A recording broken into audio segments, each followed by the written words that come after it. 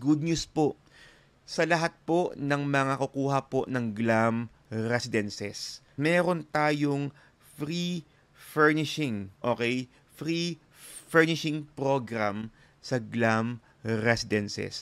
Ano po ang ibig sabihin nun? Pag kayo po ay nag-reserve ng unit sa Glam, may mga units lang po tayo na nakatag na ito po yung mga units na may mga free furnishing program. Kapag yung pong unit na yun ay na-reserve nyo, okay, or na-reserve nyo this month, meron po kayong libreng furniture and appliances na. Legit po kabayan ka updates, no? So imagine, kapag na-turn over nga po yung property nyo, okay, syempre, ipapacheck nyo muna yung, i-check muna yung unit nyo kung okay sa inyo. After 1 month, i-deliver na rin po yung mga gamit nyo. Okay? From SM Home. So, ito po, nakikita nyo nga po sa inyong mga screen kung ano-ano nga ba yung itsura ng mga gamit na makasama doon sa inyong unit sa Glam. Again, uulitin ko po kabayan ka updates may ilan lang pong unit sa Glam Residences ang pwede nyo pong ma-avail kung gusto nyo nga po na magkaroon ng free furnishing program. Okay?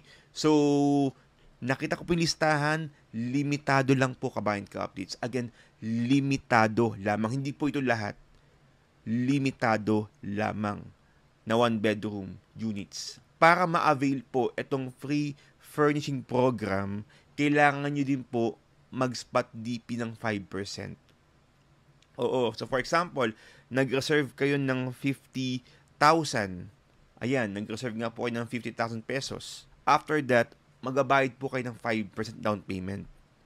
And then, 15% payable in 36 months.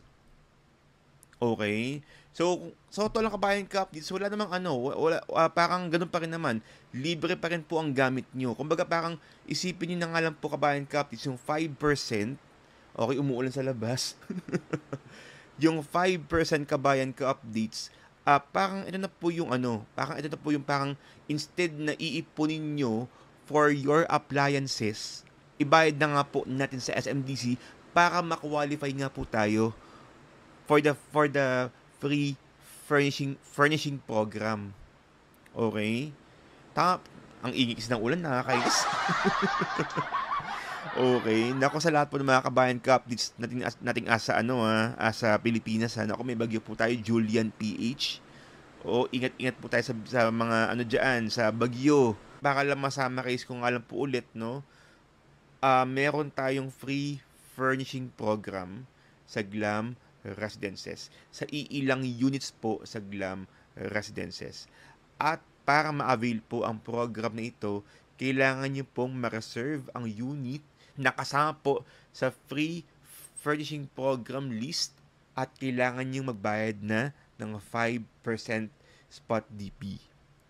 Okay? Para po pagka-turnover, after 30 days after the turnover, meron na nga po kayong furniture and appliances. I think this is worth 245,000 kung di po ako nagkakamali. So yan sa lahat po ng mga kabayan ka updates na may planong magpa-Airbnb, someday kuha na po kayo sa Glam Residences, makakamura ka. Libre na nga po ang mga gamit, furnitures and appliances pa yan kabayan ka updates.